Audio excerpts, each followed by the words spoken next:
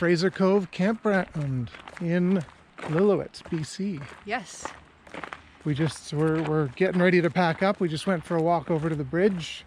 That beautiful 100-plus-year-old bridge.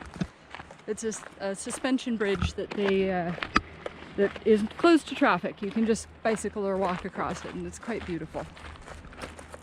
So we discovered that back during the gold rush, Lillooet was, I think, the second largest town west of Chicago, second only to San Francisco.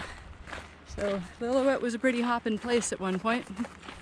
It's relatively quiet these days from the looks of it, but apparently they have fantastic sturgeon fishing around here. Yeah, the people camping beside us caught a few catch and release, but you know, if you want to torture some fish, it's a good place to do it. So Fraser Cove Campground is built on a very steep property that has a series of switchbacks that you drive down till you get to a narrow strip of camping spots and tenting spots that are right above the Fraser River. And there is a small couple of coves with sand that you can go swimming in. They've got a shower, and they have this artifact from the distant past. yes, there's a telephone. If you're watching this and don't know, this is a payphone. You put money in there, you pick this up, and you push in a series of numbers, and you can talk to humans. This is a late era one. It had a credit card reader. Quite an antique.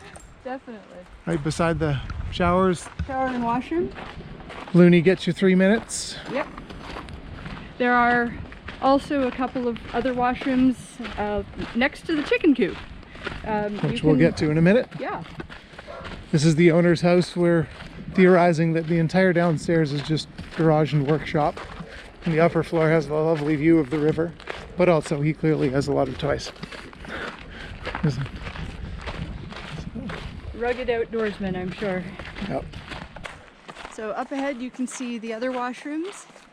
Those are your standard hole-in-the-ground porta potties. Yes. Not porta potties. Outhouse. Next to the chicken coop, which is the home of Bob, the rooster who wakes everybody up in the morning. At somewhere between 4 and 5 a.m. If you're lucky, he waits that long. Under this lovely willow tree. We walked through here last night and the chicken coop had chicken lights on it. It really looked like something from a video game. Christmas lights, not chicken lights. What are chicken lights? I don't know.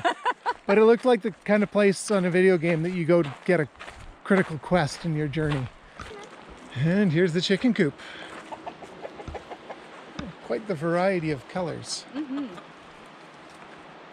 It's our second chicken coop of the trip. There you go. And hey, they sell eggs. So that's a score. There's Bob. So, yeah, chickens. And down the hill is our ride. This is the first time I've actually seen the solar panels up from this angle. Yep. The 3 solar panels, the antenna for the TV and our air conditioning. Yeah. Our fancy schmancy RV. Yeah.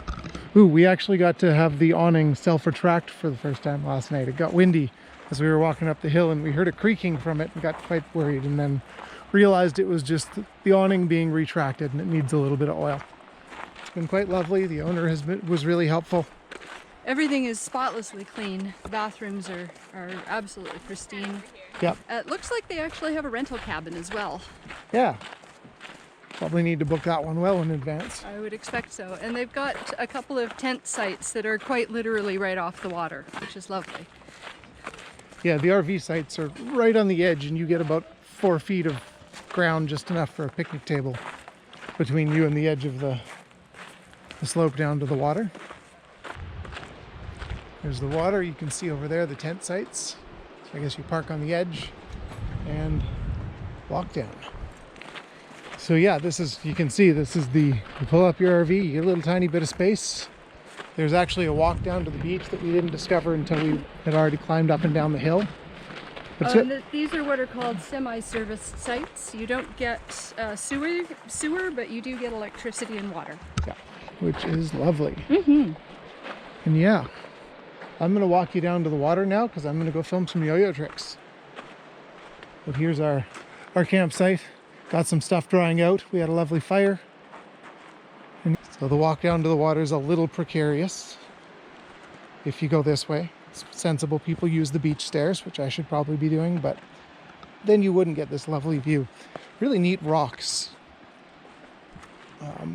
I don't remember from my geology classes what these are called. I want to say shale or slate or something like that, but they're pointy. So was wearing my boat shoes down here when I went down to swim.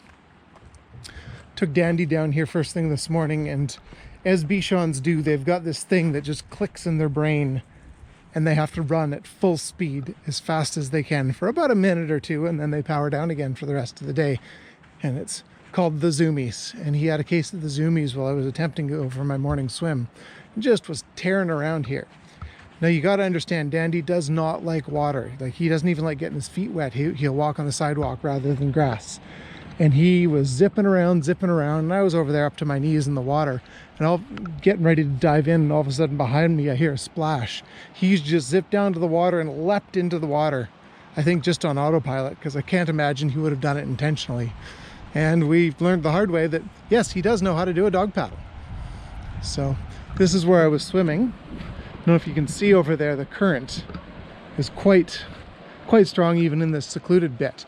I tried swimming against that and couldn't get anywhere. So I just kind of dunked a few times. It's chilly and it gets deep fast. So yeah, some really neat rocks around here. Quite the cool place.